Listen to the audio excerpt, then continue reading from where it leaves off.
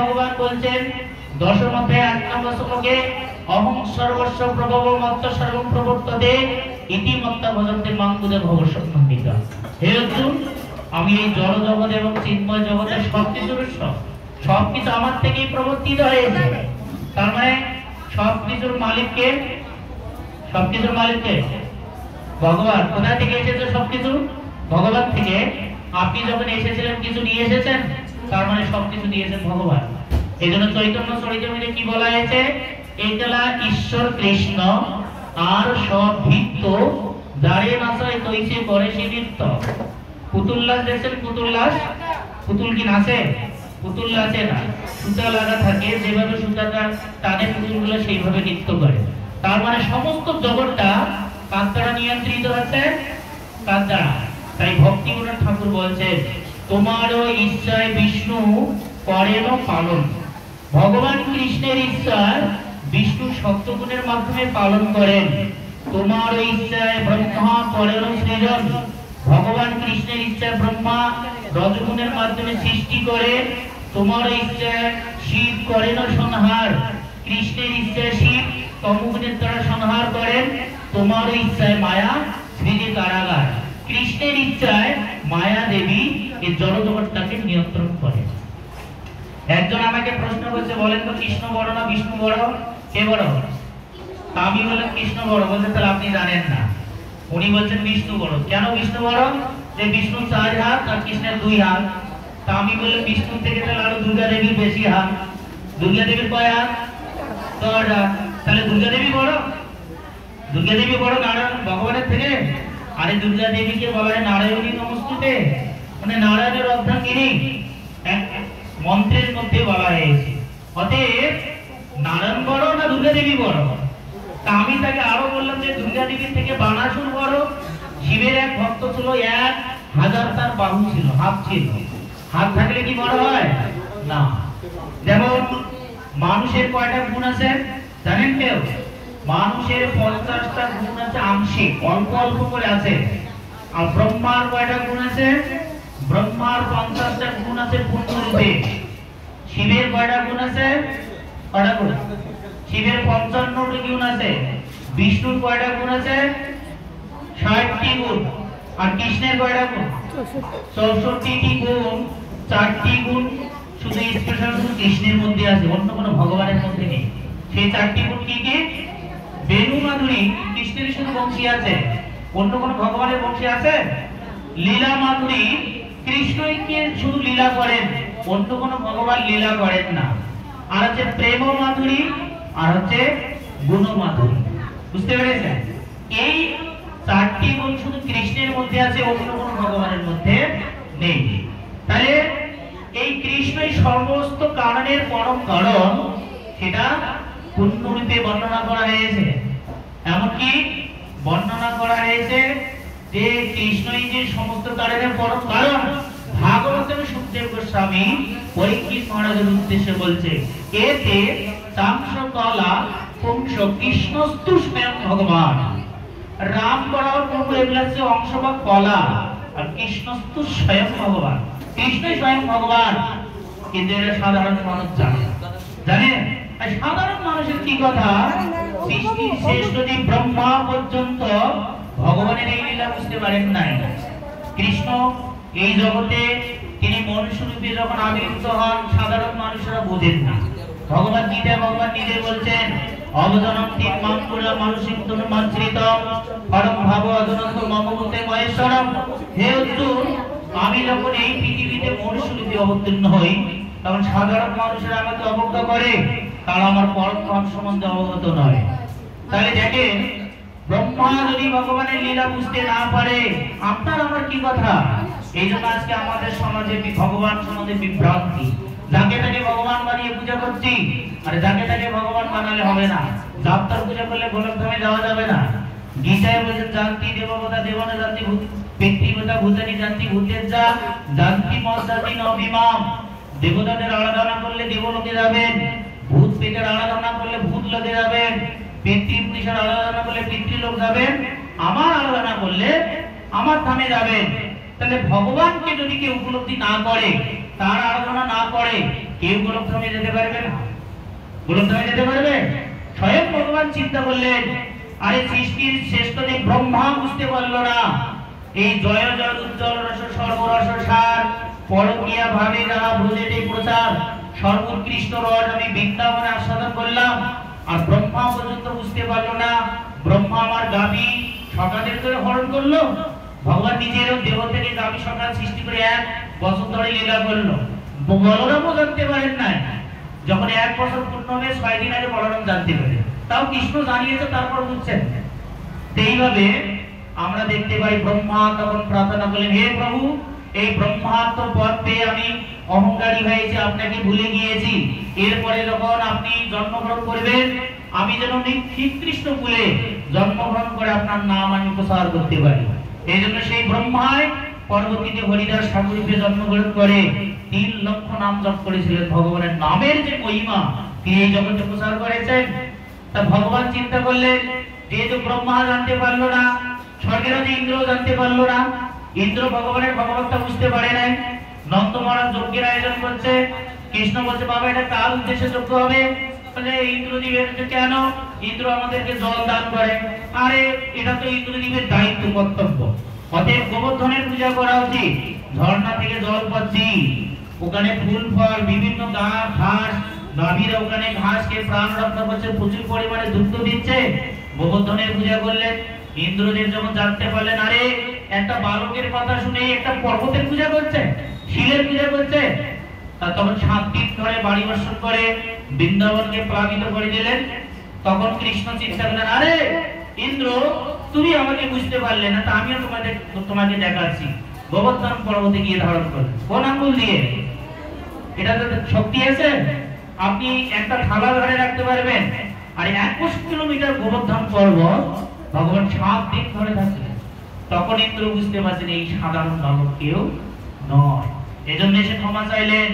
তিনি কৃষ্ণকে অভিষেক করলেন বিভিন্ন তীর্থের জল দিয়ে, অভিষেক করে তার নাম রাখলেন গোবিন্দ, যিনি গাভী এবং ব্রাহ্মণদের হিতকারী। এর একটা প্রণাম মন্ত্র আছে না, নমো ব্রাহ্মণ দেবায় গো ব্রাহ্মণে হিতায় জগদ্ধিতায় কৃষ্ণায় গোবিন্দায় নমঃ নমঃ। তাহলে ব্রহ্মা পর্যন্ত জানতে পারে নাই, তাহলে আপনার আবার কি কথা কি করে ভগবানকে বুঝতে পারবো? বলেন, সবাই ভগবানকে জানতে পারবে? এই জন্য ভগবান বলে বহু নাম জন্ম নামন্তে জ্ঞানবান নাম প্রপদ্যন্তে বাসুদেব সর্বেতি সমাত্মা সুতুল্য। বহু জন্মের পর তত্ত্বজ্ঞানী ব্যক্তিই আমাকে জানতে পারে আমি সর্বগণের পরম কারণ। বুঝতে পেরেছেন? এই জন্য ভক্ত ভগবানকে জানতে পারে, ভক্তা মাম অভিজানাতি। ভক্ত ছাড়া নিজের প্রচেষ্টায় কোনোদিন ভগবানকে জানা যাবে না। দুর্যোধনের কাছেই ভগবান ছিল, দুর্যোধন বুঝতে পারেন না কৃষ্ণ এই সমস্ত শক্তির কারণ। বুঝতে পেরেছিল না। যেমন একদিন আমাদের এই অম্বরীশ প্রভু, যিনি এখন অসুস্থ, এই যে প্রভুপাদের শিষ্য, তো ওনাকে আমি দেখার জন্য অনেক বেকুল ছিলাম। একদিন কলকাতা মন্দিরে গিয়েছিলাম, ওখানে তিনি গিয়ে একদম পরিহিত ধুতি বসনাদি ছিল। আর গিরিরাজ প্রভু বহু বছর আগে গিয়েছিলেন কলকাতা মন্দিরে। তা উনি আমাকে বলেছিলেন আপনার পাশে কে বসেছিল জানেন? তা আমি বললাম না তো, উনি হচ্ছেন অম্বরীশ দাস। তা আমি বললাম হায় হায়, ওনাকে দেখার জন্য আমি এত চেষ্টা করেছিলাম, আর আজকে আমার পাশেই বসেছিল, অথচ আমি বুঝতে পারলাম। ভগবান যদি আপনার পাশেও থাকে আপনি তাও বুঝতে পারবেন না, যদি কোনো শুদ্ধ ভক্ত আপনাকে জানিয়ে না দেয়, তাহলে বুঝবেন। তাহলে এই জন্য দেখুন, ভক্ত না হলে কখনো ভগবানকে উপলব্ধি করা যাবে না। আরে ইন্দ্র কেন, ব্রহ্মা কেন, অর্জুন ভগবানকে জানতে পারেন না? এটা বলে শেষ করে দেবো, অর্জুন জানতে পারেন না কেন? তার কারণ আছে, যখন কুরুক্ষেত্রের যুদ্ধ শেষ, অর্জুন কৃষ্ণকে বললেন আমার হাত দিয়ে কত পাপ হয়েছে, জীব হত্যা হয়েছে, হে প্রভু তুমি রথ নিয়ে চলো, গঙ্গাতে গিয়ে স্নান করে পবিত্র। ঠিক আছে চলো। গিয়েছে অর্জুন গঙ্গা অর্জুন রথের মধ্যে বসে আছে, রথের তীরে দাঁড়িয়ে অর্জুন ভগবান কৃষ্ণ বললেন দাও তুমি গিয়ে স্নান করো, আর আমি ওই বনে গেলাম, ওখানে গিয়ে বিশ্রাম করছি। অর্জুন রথের মধ্যে বসে আছে, কৃষ্ণ চলে গেল। ঠিক ওই সময় 2টা লোক একটা মৃত দেহ নিয়ে এসেছে, বল হরি হরি বল। গঙ্গার তীরে নিয়ে এসেছে, চিতার সাজিয়েছে, কিন্তু দুর্ভাগ্যের বিষয় কেউ আগুন নিয়ে আসে। তা বলছে আরে তাহলে তুমি থাকো, আমি গিয়ে আগুন নিয়ে আসি। বলে না না, আমার একা ভয় লাগছে। তাহলে চলো দুইজনে চলে গিয়েছে। আর এইদিকে মৃতদেহটা গঙ্গার তীরে পড়ে থাকলো। ওই বন থেকে একটা দুর্বল শিকারী বের হয়ে খাদ্যের অনুসন্ধান করতে করতে তিনি ওই মৃতদেহটার কাছে গেলেন। মৃতদেহটার কাছে গিয়ে তার ভাবলেন যে আমি হাড়টা আজকে খাবো। হাড়টা খাইতে গিয়ে দেখে দুর্গন্ধ বেরোচ্ছে, মাথাটা নড়াচ্ছে।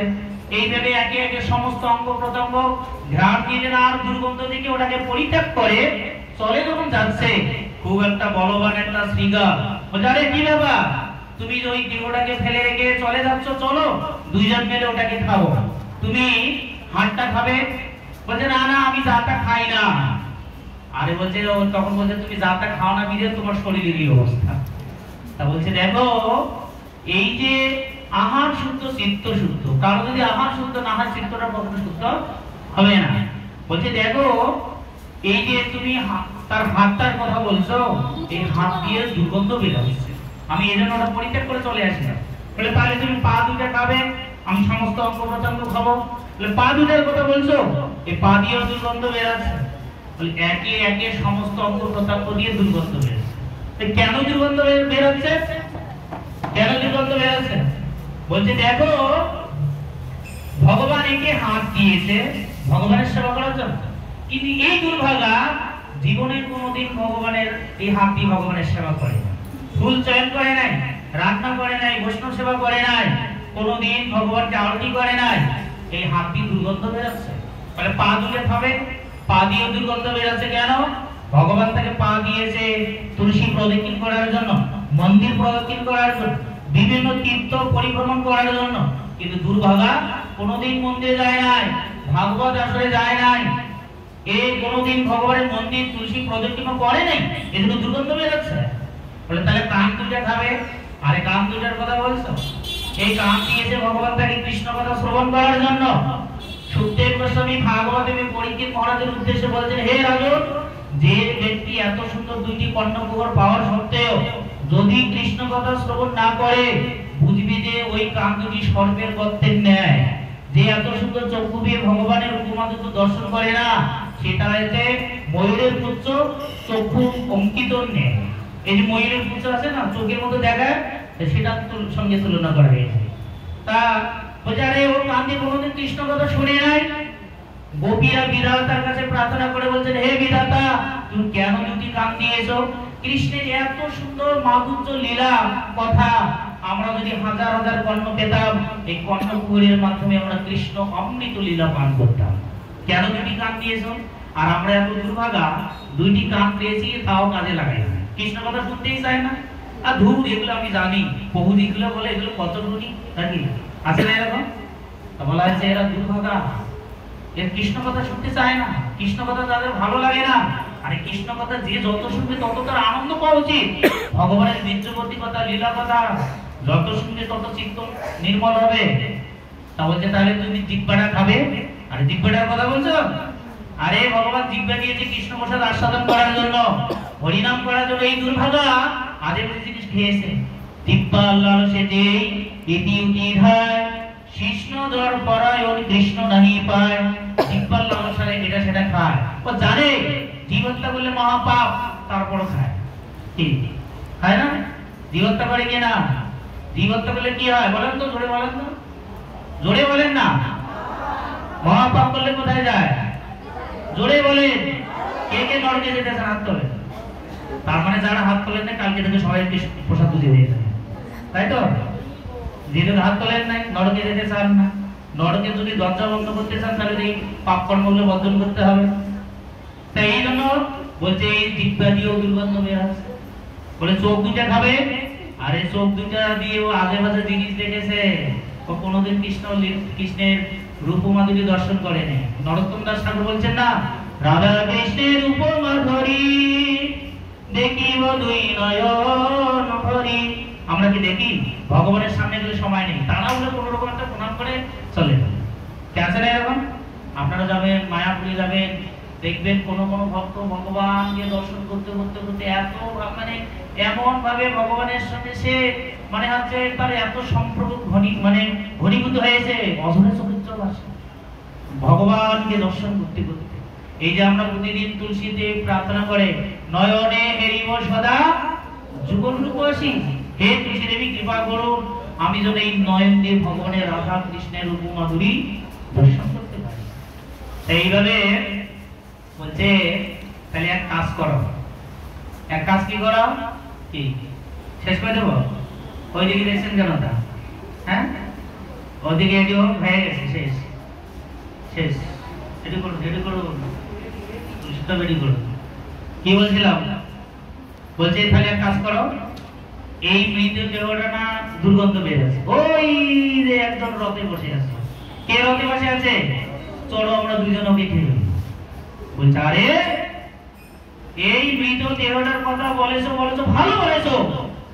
যা যে ব্যক্তি রথের মধ্যে বসে আছে এ তো মহাপাপী। কেন জানো? মহাপাপী এই কারণে যে কৃষ্ণ থেকে এক নিঃশ্বাসে অনন্ত কোটি ব্রহ্মাণ্ড সৃষ্টি হয়, এক নিঃশ্বাসে অনন্ত কোটি ব্রহ্মাণ্ড বলয় হয়। ভগবানের বিদ্যাপুষ্ট থেকে গঙ্গার উৎপত্তি। আর এই নরধম, এই মহাপাপী ও সাক্ষাৎ কৃষ্ণের সাথে আছে। ও কৃষ্ণকে ভুলে গিয়ে ও কৃষ্ণকে বলছে তুমি রথ নিয়ে চলো, আমি গঙ্গা স্নান করে পবিত্র হবো। তাহলে কত দুর্ভাগা। আরে যে কৃষ্ণের নাম পর্যন্ত শ্রবণ করে কাল পর্যন্ত ভয়ে ভীত হয়, ভগবানের নাম কি উচ্চারণ করলে মানুষ পবিত্র হয়। ওম পবিত্র পবিত্র বা সর্বাবস্থাম গত বিপদে জয় স্মরণ পুণ্যের কাংশ সমাজতন্ত্র সূচি। আর সে ভগবানকে বাদ দিয়ে ও এসেছে গঙ্গা স্নান করতে পবিত্র। অর্জুন কিন্তু এমন গুণাবলী ছিল, সবার কথা বুঝতে পারতেন। তখন অর্জুন বুঝতে পারে যে সত্যি তো, সঙ্গে সঙ্গে রথ থেকে নেমে আর কিসের গঙ্গা স্নান, সঙ্গে সঙ্গে ভগবানকে বনে অনুসন্ধান করতে পারে। তখন ভগবানকে অনুসন্ধান করলেন, ভগবান তাকে দেখা দিলেন, ক্ষমা চাইলেন। হে প্রভু, সত্যি সত্যি আমি মহা অপরাধী, মহাপাপী, আমার এখন চেতনা এসেছে, বোধ এসেছে, আমি এখন বুঝতে পারছি। হে প্রভু, আমার আর গঙ্গা স্নানের দরকার নেই, আপনাকে পেয়েছি, আমি আপনাকে ভুলে গিয়েছি। ভগবান কৃষ্ণ অর্জুনকে এই শিক্ষাটা দিলেন কেন? উপলব্ধি করার জন্য, জগৎজিৎকে। বুঝতে পেরেছেন? আসলে এই শ্রীগালী এরা কে? এরা হচ্ছে সাক্ষাৎ ব্রহ্মা, মহাদেব, শিব, পার্বতী। এরা এই অভিনয়টা করে অর্জুনকে শিক্ষা দেয়। বুঝতে পেরেছেন? তাহলে ভগবান কৃষ্ণ হচ্ছেন সমস্ত কারণের কারণ। তাই স্বয়ং কৃষ্ণই রাধার ভাবকান্তি অবলম্বন করে চৈতন্য মহাপ্রভু রূপে এসে তিনি শিক্ষা দিচ্ছেন। কি বলো কৃষ্ণ, ভজ কৃষ্ণ, করো কৃষ্ণ শিক্ষা, অন্য কারো ভজনা আরাধনা কোনো কীর্তন নয়। তাহলে এইভাবে আমরা কৃষ্ণকে যদি উপলব্ধি করি, ভগবানের সমস্ত কার্যকলাপ দেখবো, অপ্রাকৃত, তার কর্ম দেখবো। চুরি করলে কেউ চুরি করলে কারো পুজো করে? আর ভগবান তো চোর, নরি চোরা, মাখন চোরা, বসন চোরা। তারপরে ভগবানের কয়েকদিন পর আসতেছে নমামি শরম সচ্চিদানন্দ রূপম লসৎকুণ্ডলম গোকুলে ভাজমা। সেই চোরের পূজা করলেন, আরতি করলেন। ভগবানের চুরিটা লীলা, আমরা যদি চুরি করি খেতে হবে কিলা। কিলা বুঝতে পারেন? এটারই খেতে হবে মায়ের। তা ঠিক আছে, এখন আরতি হবে। আমি আর দীর্ঘায়িত করছি না। আজকে ভগবানের শুভ জন্মদিন।